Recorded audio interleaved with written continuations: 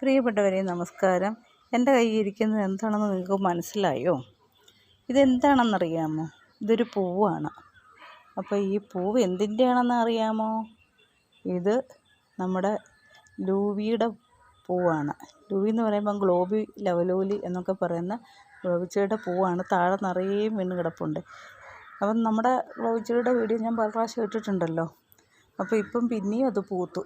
ആ പൂത്തതിൻ്റെ പൂവൊക്കെ മഴ പെയ്തപ്പം താഴെയെല്ലാം നിറയെ ഇങ്ങനെ കിടക്കുക അവിടെ. അപ്പോൾ അതാണ് ഈ പൂവ്. കണ്ടോ? ഇത് ലൂബിക്ക കിടപ്പുണ്ട്, നിറയെ ലൂബിക്കയുണ്ട്. അത് വീണ്ടും പൂത്തതാണ്, വീണ്ടും പൂത്ത പൂവാണ്.